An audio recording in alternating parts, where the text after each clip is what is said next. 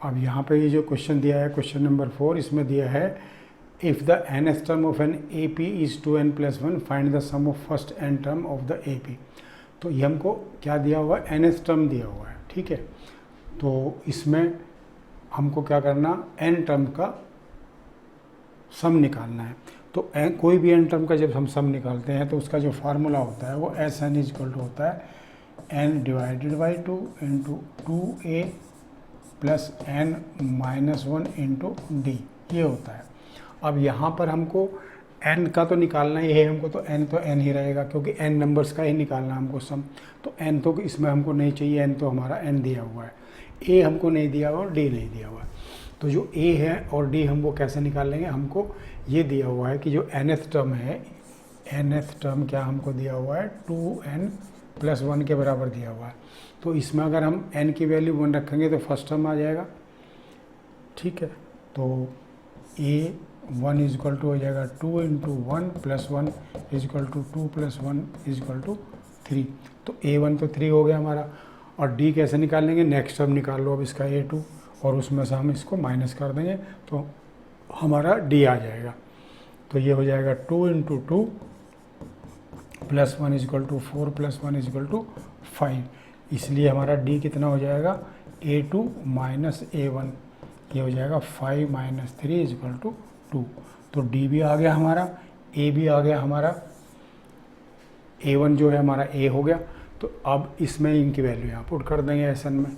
तो Sn equal to हो जाएगा n, तो n ही रहेगा क्योंकि इसने n की ही वैल्यू पूछा है कि n टर्म की वैल्यू करो। तो 2 इंटू a क्या आ गया हमारा 3 आ गया, ठीक है, प्लस n ही रहेगा -1 इंटू डी कितना है हमारा इंटू 2। बस इसको सोल्व कर देंगे तो ये हो जाएगा n/2 into 6 plus 2n minus 2। Solve करेंगे इसके तो n/2 6 2n प्लस 4 आ जाएगा।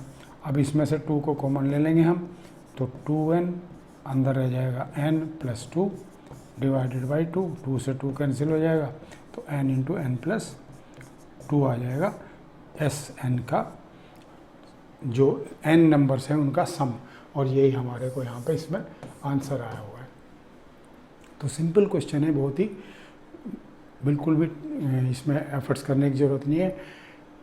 ऐसा an दिया हुआ है हमको, उससे हम 2 टर्म निकाल लेंगे, 2 निकालो 3 निकालो, तो उससे हमारा एक तो a निकल जाएगा और एक से 2 टर्म को हम माइनस करके d निकाल सकते हैं।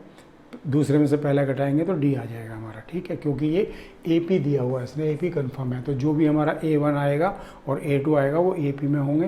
तो AP में अगर है तो a2 minus a1 equal to d, और a1 हमारा निकल गया यहाँ पे इस फार्मूले से, a2 भी इस फार्मूले से निकल गया, ठीक है। तो इस तरह से d निकल गया, a निकल गया, और Sn में इनकी वैल्यू पुट कर दो तो ये जो फाइनली हमारा जो आया Sn इजक्वल टू हो जाएगा n प्लस 2।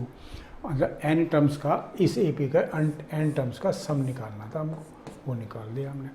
तो बहुत ही सिंपल चीज़ें हैं, कहीं भी कॉम्प्लिकेशंस नहीं है, बहुत ही अच्छा चैप्टर है, सिंपल क्वेश्चंस होते हैं इसके, और टाइम भी बहुत कम लगता है, और कैलकुलेशन भी बहुत सिंपल होती है। नेक्स्ट क्वेश्चन देखते हैं अब इसके बाद।